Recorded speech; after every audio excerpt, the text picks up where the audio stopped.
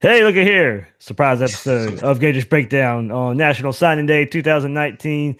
Day of, got a phone call. Bill Sikes. He said, hey, I got a few minutes. You want to do something?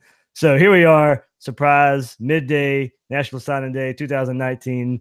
Kind of quick update here on Gators Breakdown in the YouTube channel here. So we'll still do our National Signing Day episode with Will and I tonight. But Bill Sikes, you can't find him on Twitter anymore. But you can find him here on Gators Breakdown. So, Bill, thanks for reaching out. We've been in touch, a good bit the last couple of weeks anyway, with signing day coming up. But thanks for joining here on Gators Breakdown to give the insight that only you know how to do it.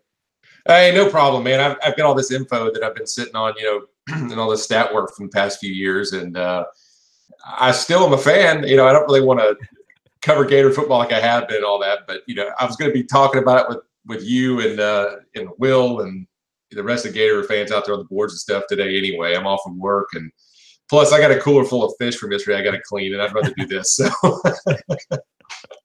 anyway, this might be the first time you've picked this over fishing. Oh, I didn't pick this over fishing. No, fishing. Okay, good point. Never mind. Yeah, I said that the wrong way. But no, I'll pick this over. But hey, I wish I could be on more, man. I just got a lot of obligations and stuff, but I'll still try to drop by from time to time, especially on signing day, right? Exactly. Bill Sikes has to be on signing day somehow, some way here on Gators Breakdown. We're not getting anything else done today. You know that. I know. No. I mean, like Kaylee, my wife, even said, "Can you bring me lunch?" I'm like, really? Come on. But there we go. Anyway, I did it anyway. So I shunned the phone for 45 minutes to go to take her something to lunch. But anyway, Bill, okay, big morning. Started off early. We kind of heard the whispers yesterday. Chris Bogle may flip from Alabama to Florida, and hey, he announced it this morning. Did flip from Nick Saban and Alabama, the Crimson Tide, to the Gators. And this is a big-time pickup in 2 years in a row where Dan Mullen, Todd Grantham, and the staff has flipped a big-time Bama target, Bama lean, Bama commit, however you want to say it, and ends up on signing day at Gator. Yeah, hey, that's a great pickup, man. I mean, Chris Bogle's a top 100 player. He's rated as the number 3 weak defensive end in the country on the composite. Number 71 overall in the country, and he's joining a stable of pass rushers now that when you have Chatfield in the last class, and you've also got Diabate. You could throw Summerall in that mix as well. He could see time at that position as well. So that's 4 guys now in a 2-year grouping, and that is a tremendous arsenal for Grantham to unleash on the SEC. I'm pretty excited about it. And like you said, it's big to take one away from Bama.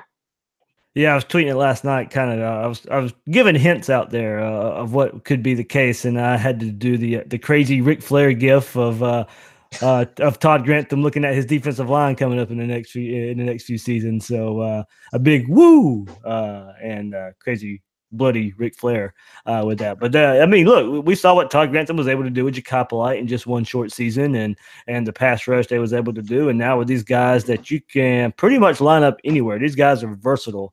Would you be able to maybe do defensive end, outside linebacker, add to what you have in Amari Burney, DeJuan Black, and the versatility you have there. This front 7, and I know we'll get to it, besides the beef up front this cycle, as far as speed goes and maybe sideline to sideline, chasing down plays, getting into the backfield, the speed is going to be a lead on this defense for years to come. It is. And there's 2 kind of separate things to talk about there. I mean, number one, when you talk about these hybrid players and speed being the name of the game and versatility, I mean, that's just what football defense is all about now. I mean, it's not as rigid as it used to be. Where I'm a linebacker, I'm a safety, we're a 4-3, we're a nickel or 3-4, whatever. You want to be able to do different things from different looks and have players that can slide down into a pass rushing spot or drop back in coverage. And that's what you're getting with guys like Hopper, guys like Black, guys heck, like Diabate and Bogle. So, yeah, they're going to be able to do a lot of things. There is a concern, though, at, like you said, up front at defensive tackle, defensive end in a 3-4, defensive tackle in a 4-3. They need more beef there because their 2-year grouping only has 2 players between Humphreys and the name is escaping me from the last class with the 2018 group. The other guy they took from Bama, Langham. So, yeah, they really need some more bigs there, and that has to be viewed as a negative if they don't add somebody else in the in the class today at that position. But otherwise, the back seven and really just about every position except for defensive tackle, they're adding some playmaking ability to the roster this year. Yeah, so if people are watching live and all that, the reason I keep looking down, I know the commitment of Mark Antony Richards will be any minute now. Most think he leans Auburn, but we'll see if that goes away. If you missed it about an hour and a half ago, defensive lineman Charles Moore, no surprise there, committed to Auburn as well. So there was one of the big beefs there, Bill, there we were talking about, if maybe trying to add somebody there. Charles Moore, if everybody remembers the story well, named Florida's leader after visit. South Sincerity left and kind of just went all over the place. But Charles Moore was the one guy everybody was kind of looking out for. There were even some whispers this morning that maybe something happened last night. But that was pretty much the one big beefy target Florida could have had. Yeah, there were a lot of names, particularly in the second half of the cycle, brought up as guys that Florida would have a chance at. But, you kind of consistently saw that they were either out of state or they were committed to other programs. And Florida was climbing uphill all along. And Charles Moore was the late great name that popped up at the end that, he came away from his Florida visit glowing about the program and got crystal ball predictions that he would end up a Gator, but it just didn't happen. And, I think people misunderstand the state of Mississippi when it comes to recruiting.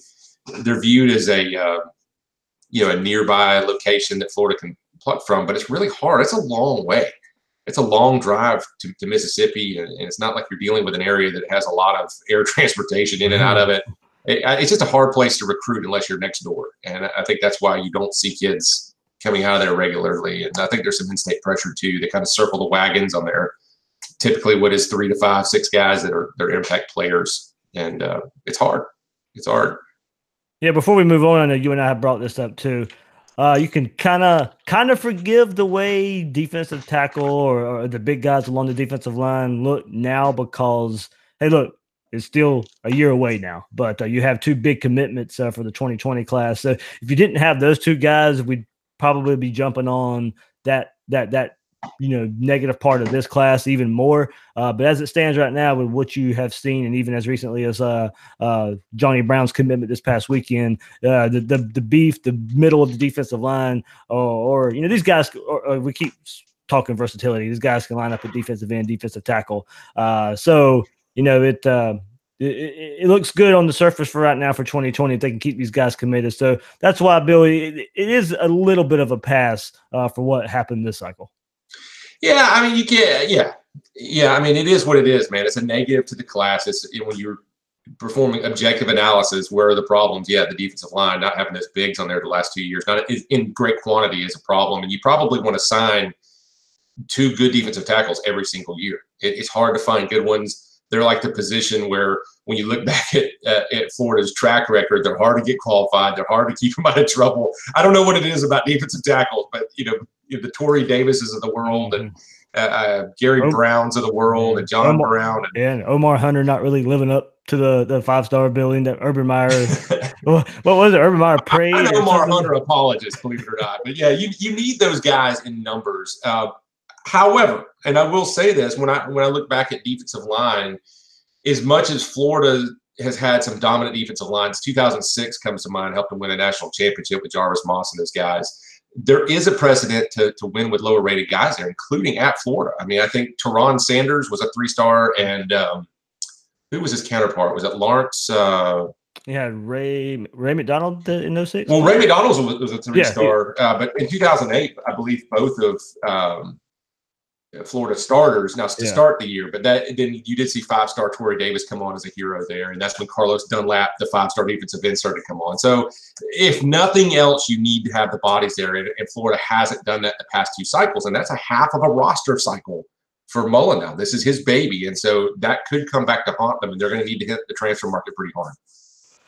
All right, so Bill, anytime now, Mark Antony Richards and Kyrie Elam is the other big target coming up here. I believe around 1:30, so about an hour from now. And hey, look, you get him and what you already have at defensive back with Steele and Hill and Kimbrough and what you're adding there. I mean, that's this defensive back class could go as one of the best in history the Gators have if it plays out. These guys live up to their billing.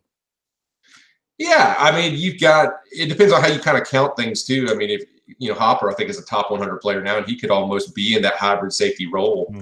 So then you've got Elam and you've got Hill and Steele. So yeah, I think this looks like a DBU type of class for Florida. It's one of maybe two positions where you say, along with the offensive line, where you say, you know what, Florida added a glut of talent, and they probably fixed not the DB need to be fixed at Florida, but they've set up for the next wave of success at that position there. I think they've got loads of ability in the secondary coming in this year.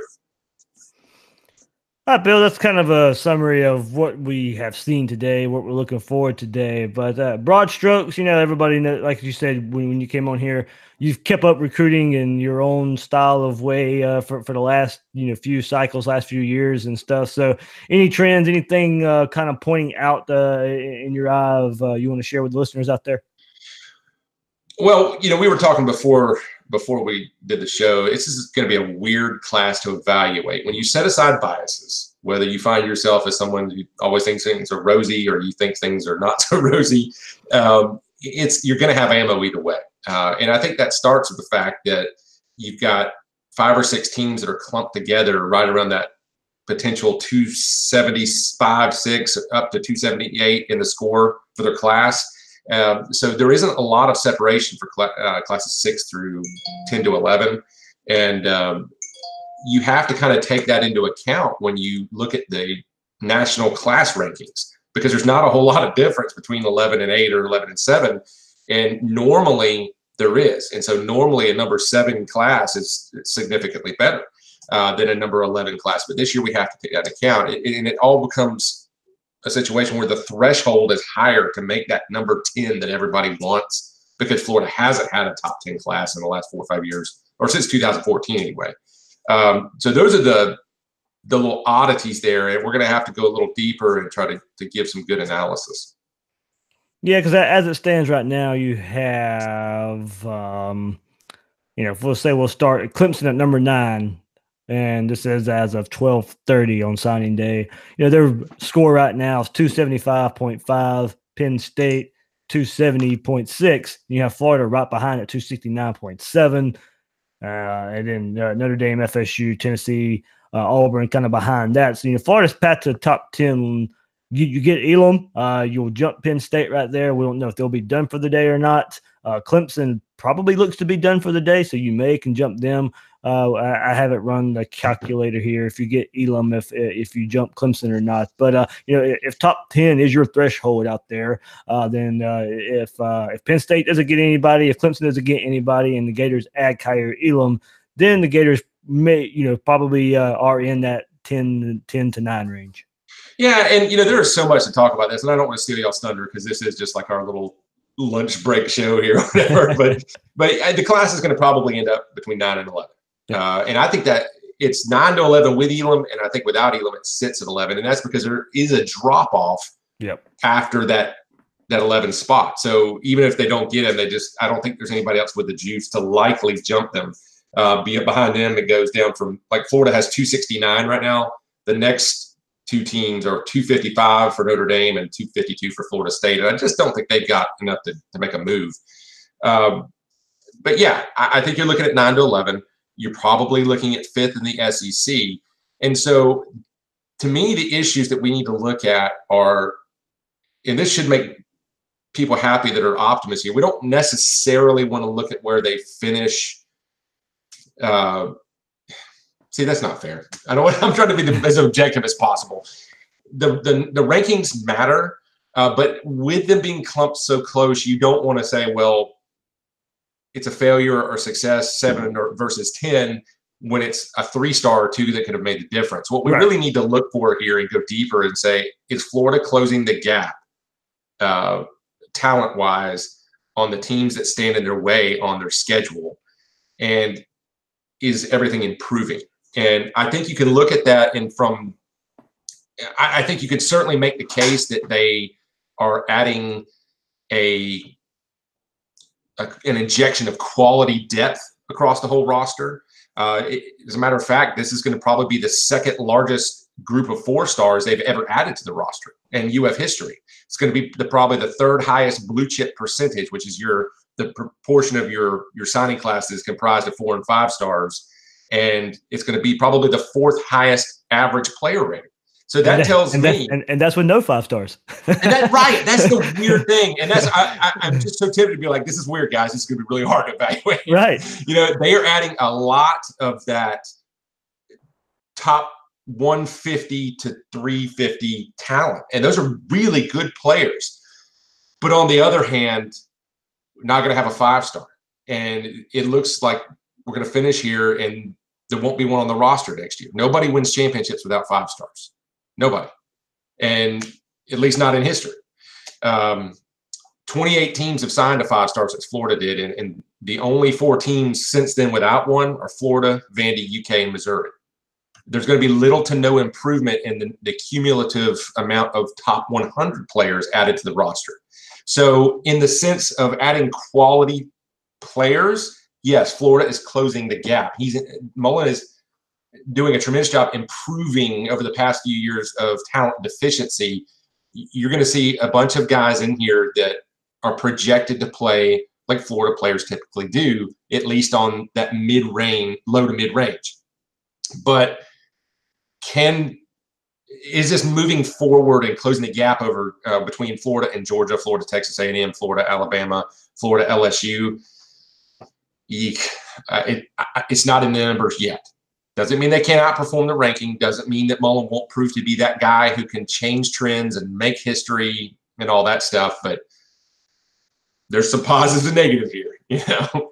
Yeah, and you know, like I said, we're splitting hairs with some of these rankings of where they'll be, you know, 7th, 8th, 9th, 10th, 11th. They'll be kind of close, but also in the class rankings. Yes. Yeah, in the class rankings. And if you look at some of the player rankings, I just wanted to go and look at how close Florida would be to getting a 5-star. So the cutoff is at 34-35. The last 5-star is ranked 34th, and then Florida, Chris Steele was ranked 42.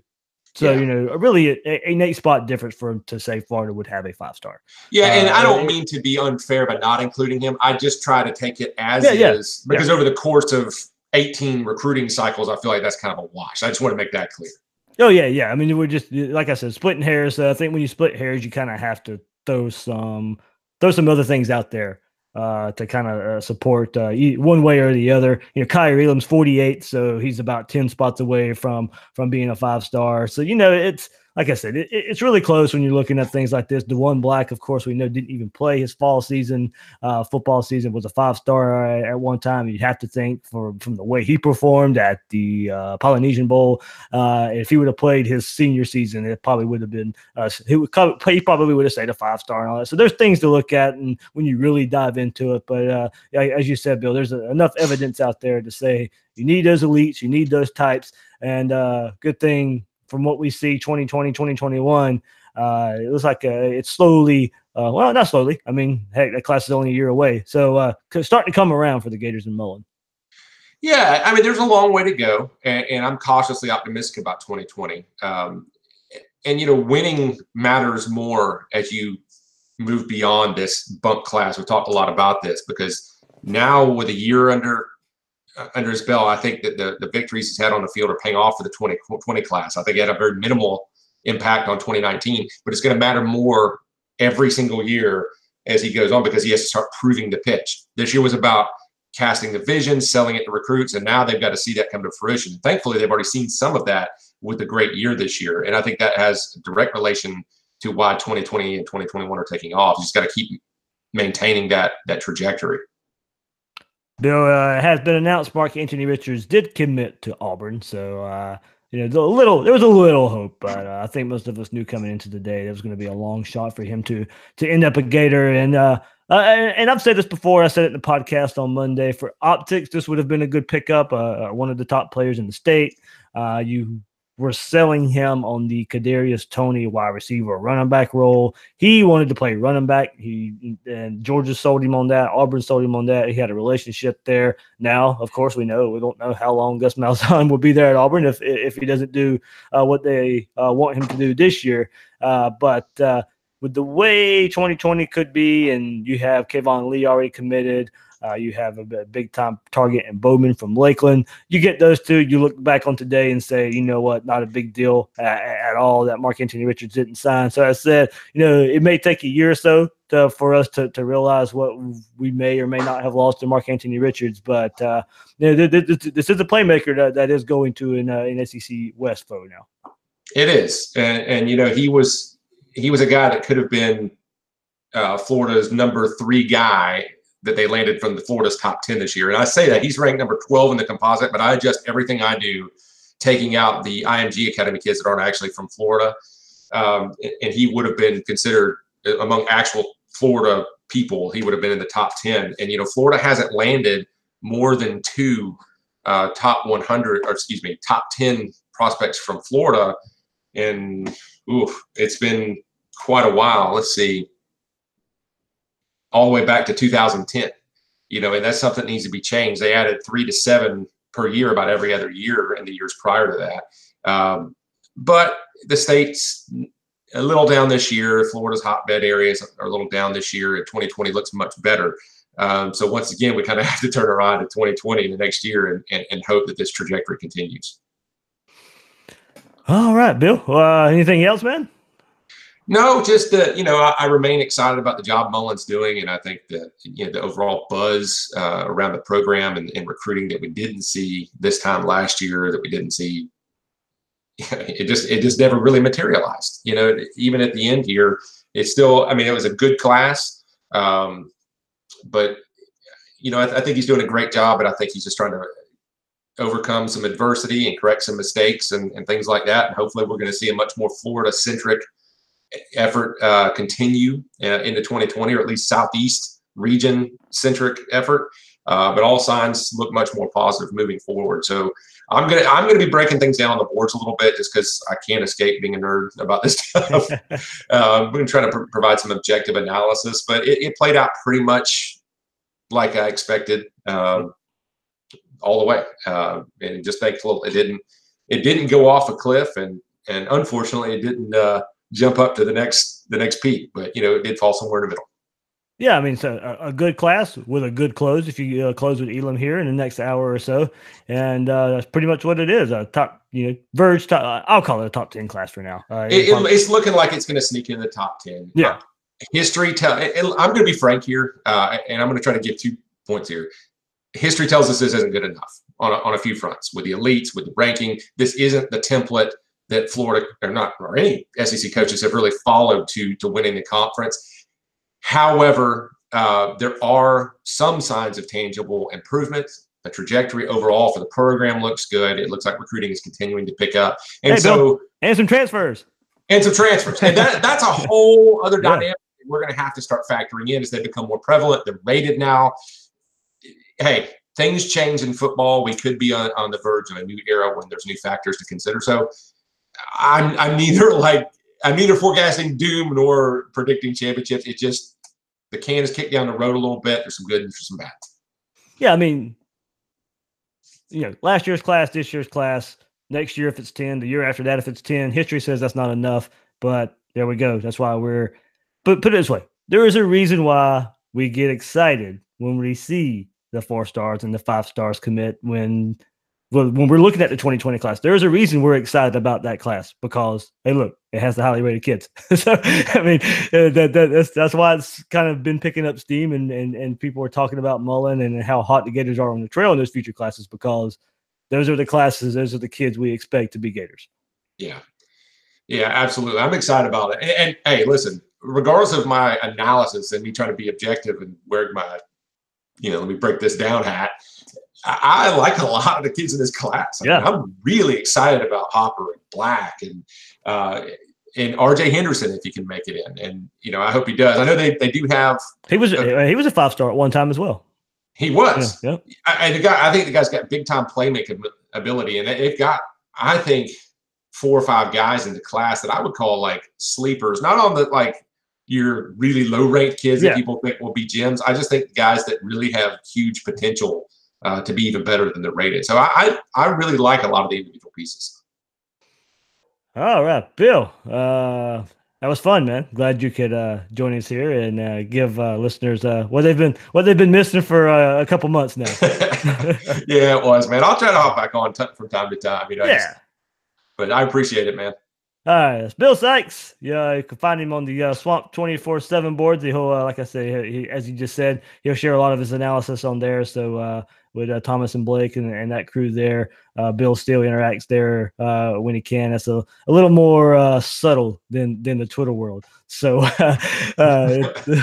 as I keep finding out every day, the Twitter world is a little crazy. But hey, that's where I have to make the living a little bit. So. Bill, I can't thank you enough for joining here and doing the breaking down recruiting like you can, man. Hey, thanks a lot, Dave. It was fun. And hey, barbecue. Barbecue. We got to get on it soon. Yes. After signing day, everything calms down. So yeah, for a few months till spring football. So all right. Remember, Will and I will be back on tonight. Signing day review show. We'll get the thoughts on Kyer Elam if he's joining this class and break it all down. Rankings, player rankings, position rankings, what the Gators have done well, where the Gators can do better moving forward for the 2019 signing day class. So remember, 8:30 p.m. That'll be when that kicks off. So join us then. Thanks for listening. I won't necessarily call it an episode. I'll just call it I don't know. I guess I call it an episode. Thanks for listening anyway, guys and girls, and check us out later on tonight.